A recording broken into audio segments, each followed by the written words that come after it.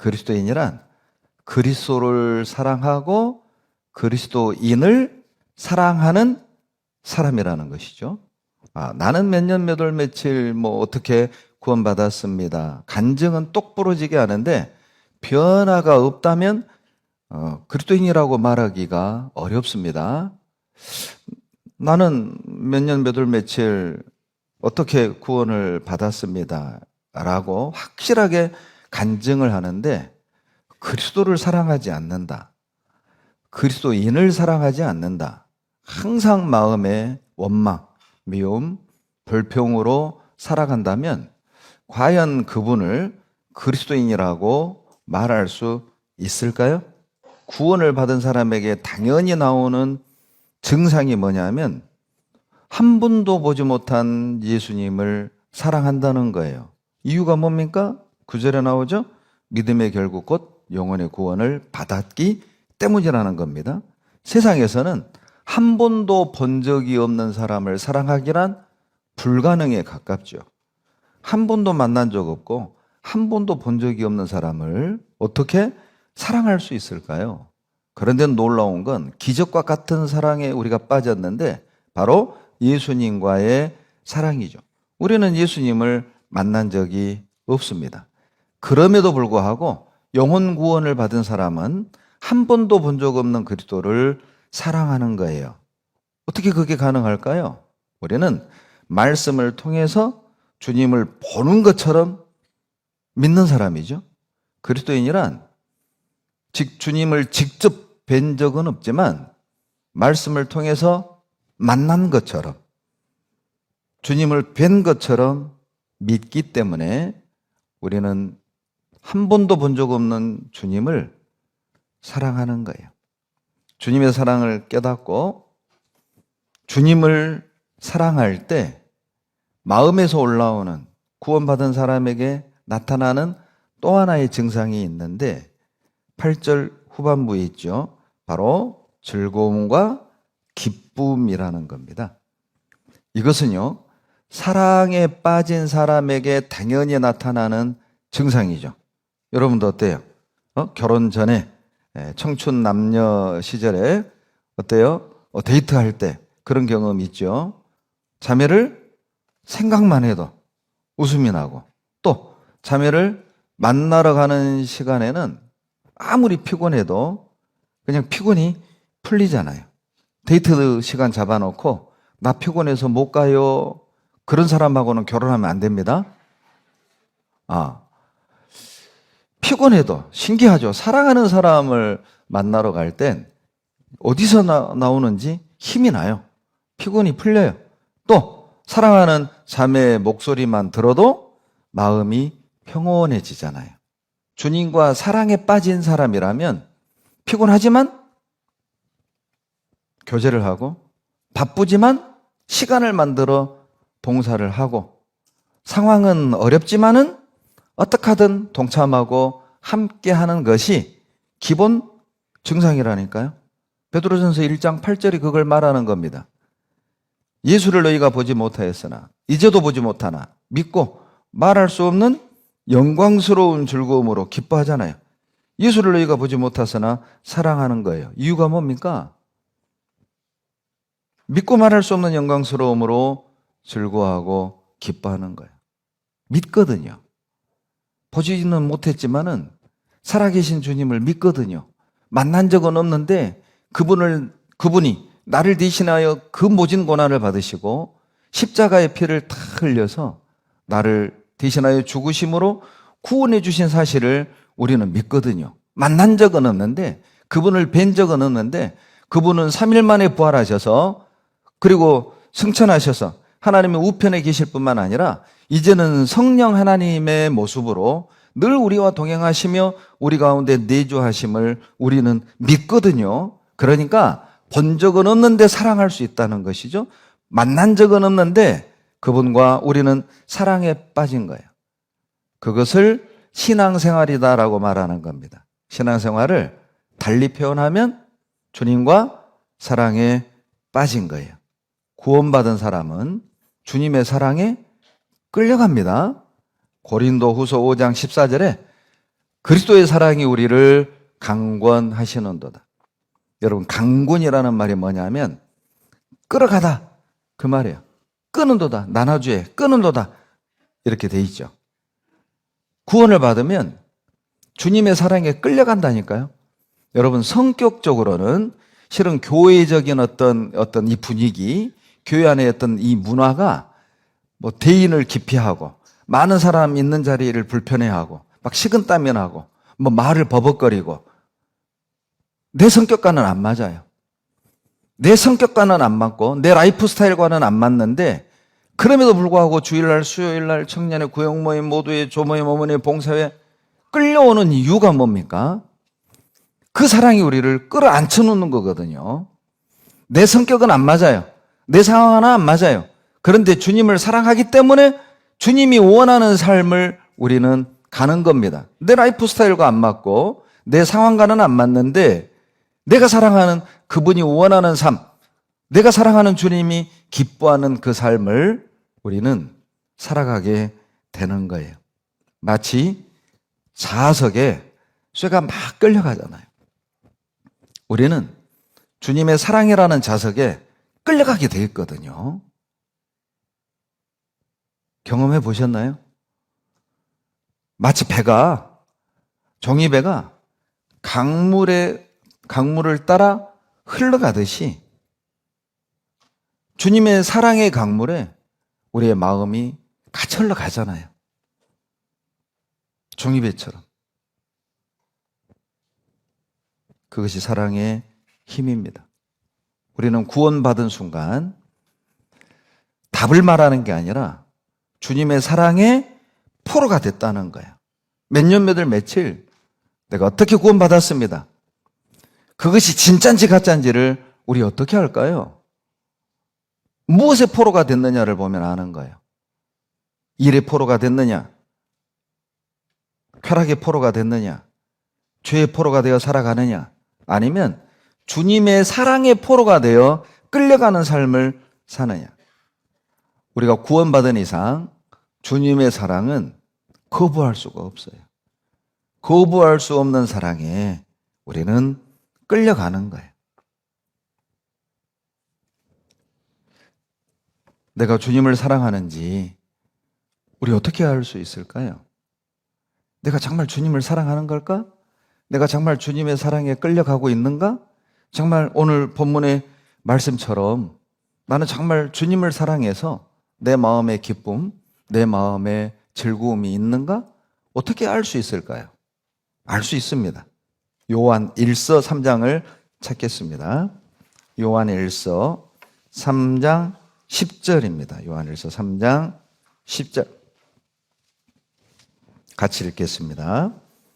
이러므로 하나님의 자녀들과 마귀의 자녀들이 나타나나니 무릇 의를 행치 아니하는 자나 또는 그 형제를 사랑치 아니하는 자는 하나님께 속하지 아니하니라. 하나님이 보실 때 말이죠. 이 세상에는 두 종류의 사람이 있습니다. 바로 하나님의 자녀, 마귀의 자녀. 좀 극단적인 표현 같지만 하나님의 눈엔 그렇게 보인다는 겁니다. 그러면 나는 하나님의 자녀인지를 어떻게 할 수 있을까요? 간증입니까? 간증은 다 할 수 있는 거거든요. 교육을 올 수 있잖아요. 봉사할 수 있는 겁니다. 헌금도 할 수 있죠. 하나님의 자녀가 아님에도 불구하고 간증은 할 수 있고 하나님의 자녀가 아님에도 불구하고 헌금할 수 있고 봉사할 수 있습니다. 마태복음 7장에 경고했지 않습니까? 거짓 선지자들을 삼가하라. 양의 옷을 입고 너희에게 나오나 속에는 노략질하는 일이라. 양처럼 말하고 양처럼 행동할 수 있다니까요. 그런데 속에는 본질이 양이 아닌 일일 수 있다는 겁니다. 겉과 속이 다를 수 있다는 거죠. 본질과 다르게 표현하고 본질과 다르게 말할 수 있다는 거예요. 그러면 내가 하나님의 자녀라는 걸 어떻게 할 수 있죠? 너무 간단하지 않아요? 10절에 형제 사랑이에요. 형제 사랑이에요. 여러분, 하나님의 자녀는 형제를 사랑합니다. 왜 그렇죠? 하나님은 사랑이시거든요.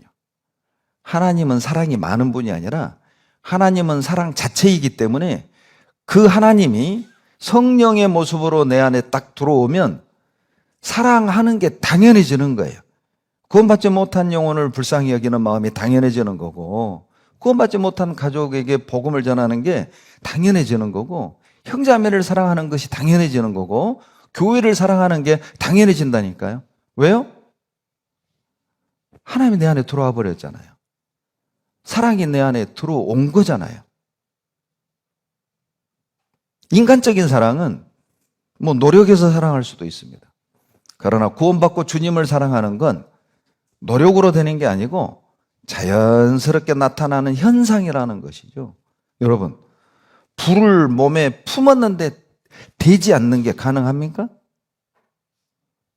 불을 몸에 품고 되지 않는 것이 이게 가능할까요?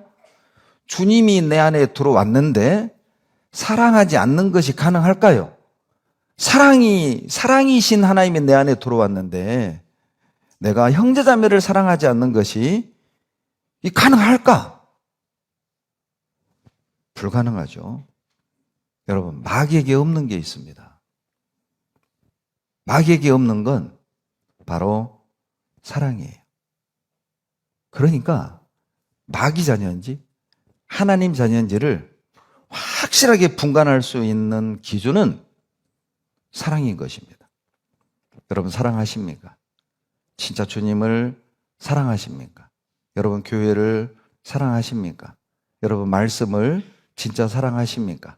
여러분, 형제자매를 진짜 사랑하십니까? 여러분, 부모를 사랑하십니까? 여러분, 남편을, 여러분, 아내를, 여러분, 부모를, 여러분, 자식을 우리는 정말 사랑합니까? 주님의 사랑으로 사랑합니까? 마귀 자녀와 하나님 자녀의 큰 차이점, 바로 형제 사랑, 자매 사랑, 교회 사랑이라니까요. 요한일서 4장 20절로 21절을 찾습니다. 누구든지 하나님을 사랑하노라 하고 그 형제를 미워하면 이는 거짓말하는 자니 보는 바 그 형제를 사랑치 아니하는 자가 보지 못하는 바 하나님을 사랑할 수가 없느니라. 21절 같이 읽겠습니다. 우리가 이 계명을 주께 받았나니 하나님을 사랑하는 자는 또한 그 형제를 사랑할지니라. 누구든지 하나님을 사랑하노라 하고 그 형제를 미워하면 거짓말하는 거라니까요. 저는 하나님 사랑해요 말하면서 형제를 미워해, 자매를 사랑하지 않아요, 교회를 사랑하지 않아요. 이것은 불가능하다. 눈에 보이는 형제자매를 사랑하지 않으면서 보이지 않는 하나님을 사랑한다? 거짓말이다. 여러분, 형제를 사랑하는 것이 하나님을 사랑하는 것이거든요. 어려운 게 아니잖아요.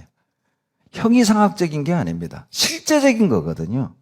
자, 보이지 않는 하나님, 보이지 않는 주님을 우리 어떻게 사랑합니까? 형제 사랑이에요. 자매 사랑이에요. 내 옆에 있는 가족을 사랑하는 거예요. 내 이웃을 사랑하는 거예요. 그것이 하나님을 사랑하는 것이라니까요. 하나님을 사랑하면서, 자, 내 마음 안에서 하나님을 사랑하면서 형제를 미워하는 건 불가능합니다. 불을 품고 있으면서 벌벌벌 떠는 건 불가능하잖아요. 뜨거운 물이 내 안에 있는데 벌벌벌 떨어 추워요? 불가능하죠. 하나님을 사랑하면서 형제를 미워한다? 자매를 미워한다? 교회를 사랑하지 않는다? 불가능한 거라니까요. 물에 빠졌는데 타 죽는다? 불가능한 거죠. 물에 빠져서 타 죽어요? 있을 수 없는 일이죠. 주님을 사랑하면서 누군가를 용서하지 않는 건 불가능합니다. 성령과 미움은 공존할 수가 없어요. 구원받은 사람 마음 가운데 성령과 용서하지 못하는 마음은 공존할 수 없어요. 그러니까 괴로운 거예요. 공존할 수 없는 두 마음이 함께 존재하니까 답답한 거라고, 괴로운 거라고, 힘든 거라고, 싸우는 거잖아요. 싸우는 거. 방법은 하나밖에 없습니다. 성령을 버릴 수는 없으니까 용서하지 못하는 마음을 버리면 편안해지는 거예요. 누군가를 용서하고 누군가를 미워하는 마음을 포기하고 사랑으로 딱 돌아서면 갈등이 사라지는 거예요. 형제를 사랑하는 모습을 통해서 저 사람이 하나님의 자녀인지 저 사람이 마귀의 자녀인지 여러분 놀랍게도 이방인도 안다는 거예요.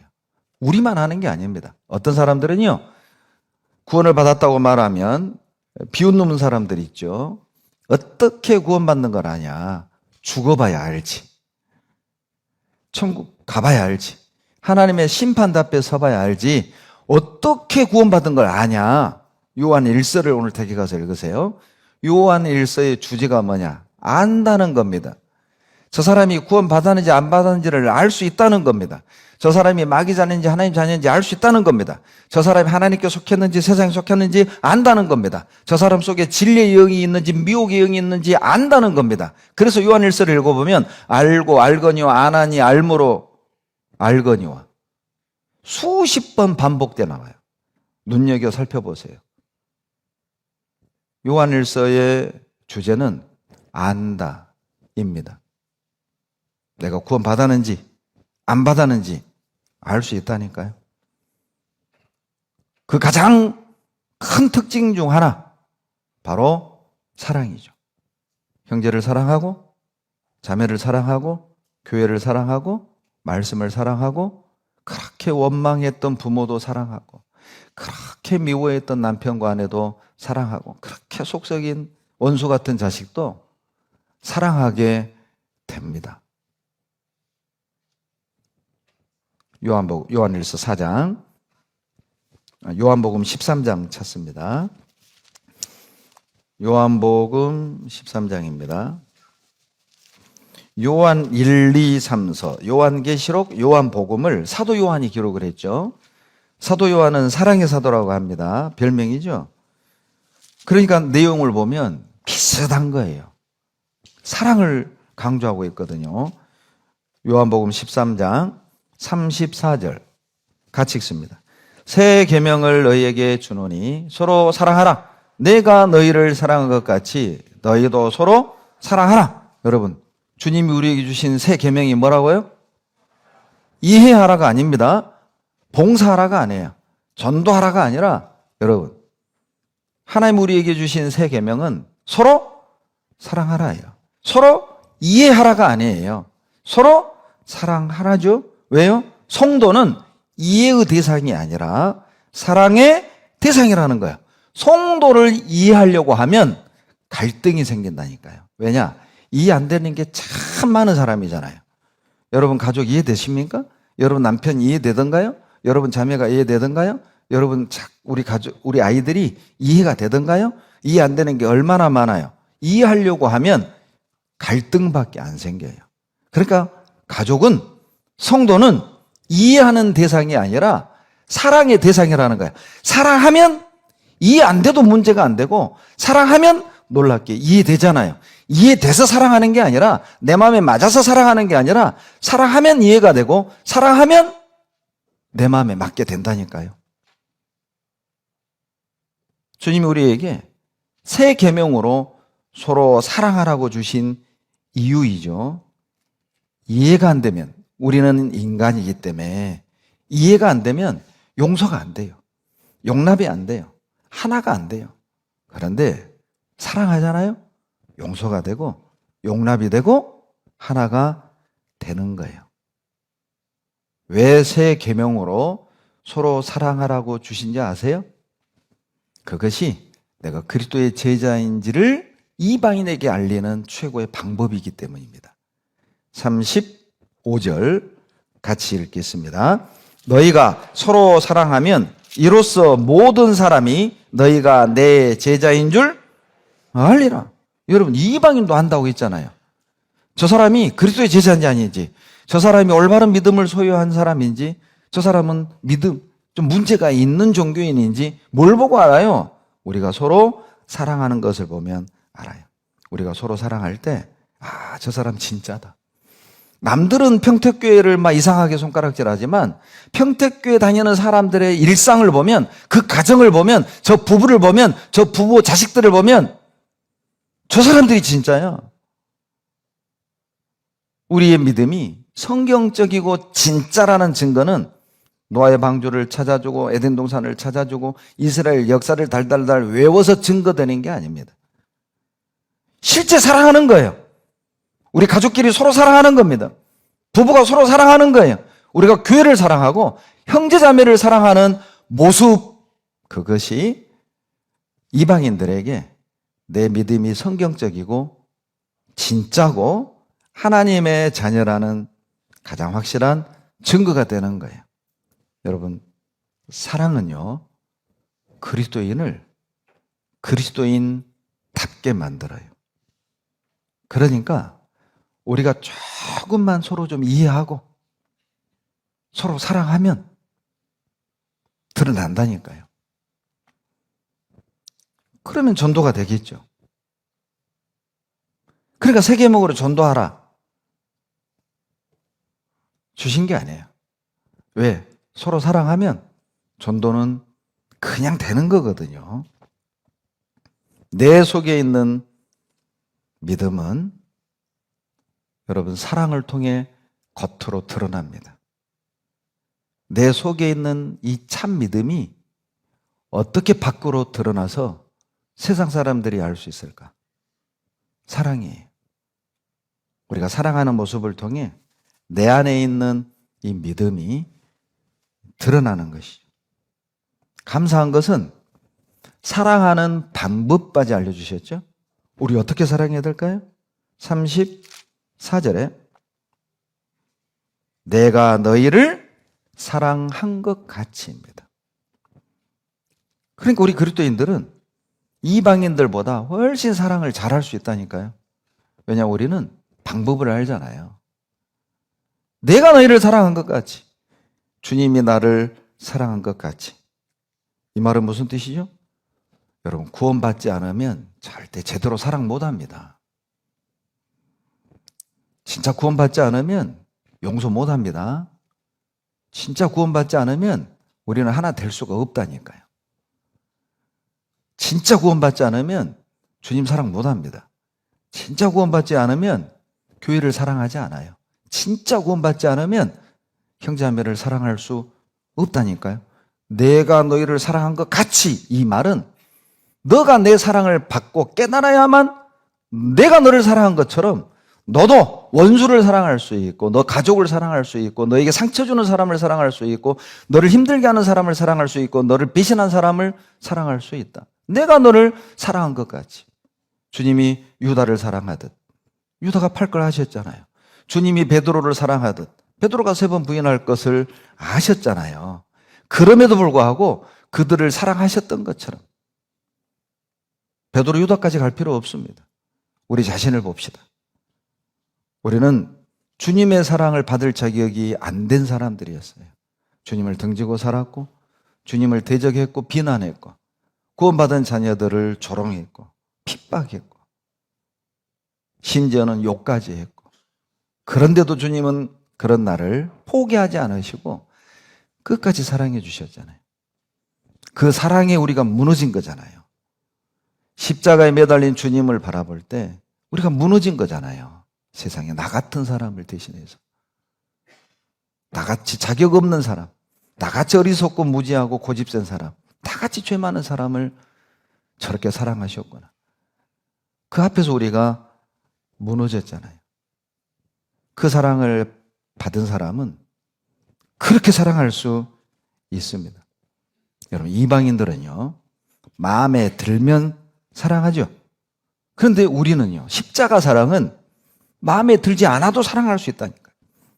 이방인들은 사랑할 만한 사람 사랑하죠. 그런데 십자가 사랑은 사랑할 수 없는 사람도 사랑한다니까요. 여러분, 이방인들은 자기에게 잘해주면, 자기 마음에 맞으면 사랑하잖아요. 그런데 그리스도인들, 십자가 사랑은 내게 못질 해대는 사람, 내게 채찍질 해대는 사람, 내게 가시로 찌르는 사람, 내게 창으로 깊이 찌르는 사람, 나를 아프게 하고 고통을 주는 사람, 내 눈에서 눈물 나게 하는 사람, 나에게 실망을 안겨주는 사람, 그들도 사랑할 수 있어요. 그게 어떻게 가능합니까? 인간 배연기는 불가능한데 그리스도인 배연기는 가능하거든요. 죄인 배연기는 불가능한데 하나님의 사랑을 깨달은 배연기는 가능하다니까요. 내가 너희를 사랑한 것 같이 우리가 서로 사랑하잖아요. 주님이 나를 사랑한 것처럼 우리가 서로를 사랑하면 주님의 영광이 드러나는 거예요. 우리 그러면 되는 거 아닙니까? 여러분, 자존심 상해서 용서가 안 돼요? 기분 나쁘니까 용서가 안 돼요? 화가 나서 용서가 안 돼요? 상대방이 먼저 잘못했다고 인정하기 전에, 굴복하기 전에는 용서를 못 하겠습니까? 그렇다면 주님의 음성을 기억하십시오. 내가 너를 사랑한 것 같이 너도 사랑하렴.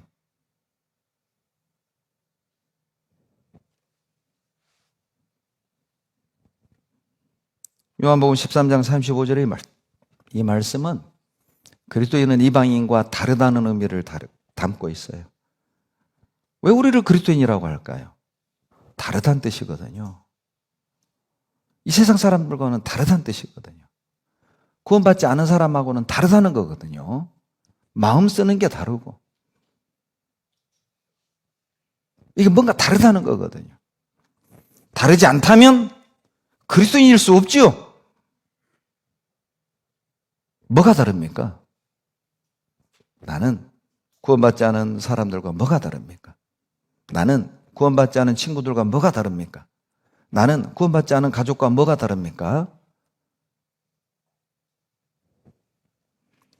사랑할 만한 사람을 사랑하는 것은 이방인도 합니다. 마태복음 5장 46절에 너희가 너희를 사랑하는 자를 사랑하면 무슨 상이 있으리요? 세리도 이와 같이 아니하느냐? 그 당시 세리는 죄인의 대명사잖아요. 아니, 너한테 잘해주고 너 마음에 들고 그런 사람 사랑하는 건 세리도 한단 말이죠. 아니, 죄인들도 그런 건 한다는 거예요. 이방인들도 그런 거 한다는 겁니다. 너 이방인이냐? 그 뜻이잖아요. 마음에 든 것만 사랑하고 자기에게 잘해주는 사람은 항상 내 편이 되고 내 기준에 안 맞고 내 상식에 안 맞고 내 마음에 안 맞고 내 기분에 안 맞고 그러면 이 꼴도 보기 싫은 거예요. 같은 방에 잠자기도 싫고 같은 구역 되기도 싫고 같은 부서가 되기도 싫고 뭐가 다르냐?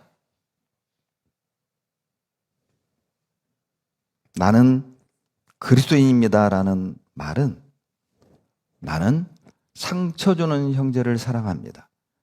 그런 뜻입니다. 나는 그리스도인입니다라는 말은 나를 아프게 하는 자매를 사랑합니다. 그 뜻입니다. 나는 그리스도입니다라는 말은 나는 원수도 사랑합니다.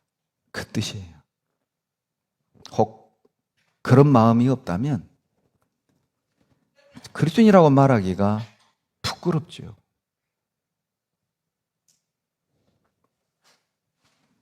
고린도전서 16장 14절입니다. 고린도전서 16장 14절.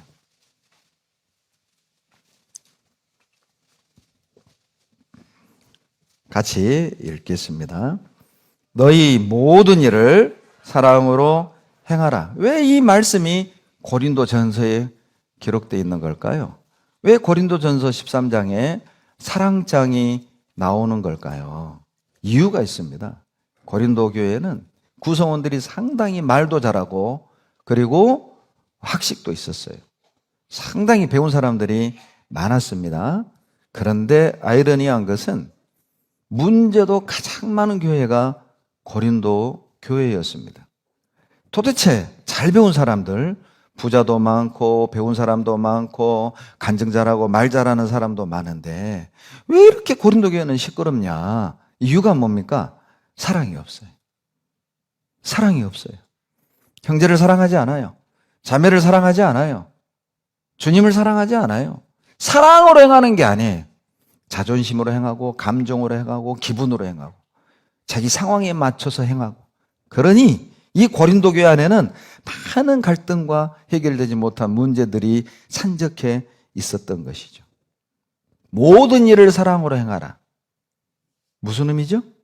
어떤 일을 행할 때 원동력이, 동기가 사랑이어야 한다는 거예요. 왜요? 여러분, 사랑으로 행하지 않으면 봉사하면서도 쉽게 상처받습니다. 왜 나만 해? 어떻게 저렇게 말할 수 있어? 어떻게 나한테 저렇게 표현을 해? 쉽게 상처받아요. 사랑으로 행하지 않으면 일하다가도 힘들면 도망갑니다. 포기합니다. 사랑으로 행하지 않으면 자기 생각에 안 맞으면 원망, 불평, 판단, 정죄가 나온다니까요. 사랑으로 행하지 않으면 자기가 하고 싶을 때만 해요. 상황이 안 되고 여건이 안 되면 안 되는 걸 어떻게 안 하는 거죠. 형편 따라 신앙생활해요. 형편 따라 교제를 하고 형편 따라 봉사를 하고 형편 따라 하나님께 드려요. 그런데 사랑으로 하잖아요.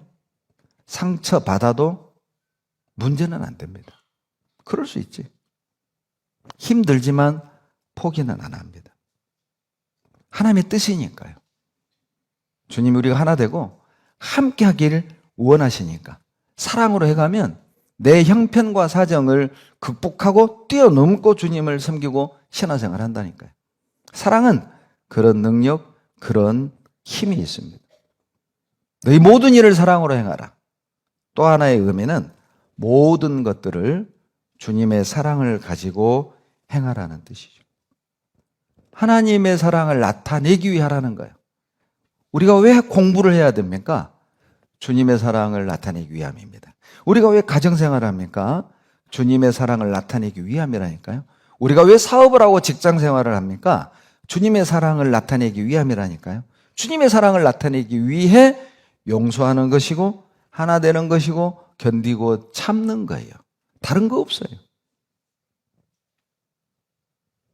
모든 일을 사랑으로 행할 때 모든 것이 가능하다는 뜻이죠. 할 수 있습니다. 가능합니다. 요한복음 14장 21절을 찾겠습니다. 같이 읽겠습니다. 나의 계명을 가지고 지키는 자라야 나를 사랑하는 자니 나를 사랑하는 자는 내 아버지께 사랑을 받을 것이요 나도 그를 사랑하여 그에게 나를 나타내리라. 나를 사랑하는 자는 마지막에 그에게 나를 나타내리라. 무슨 뜻이죠? 우리가 주님의 사랑으로 행할 때 주님이 나타나는 거예요.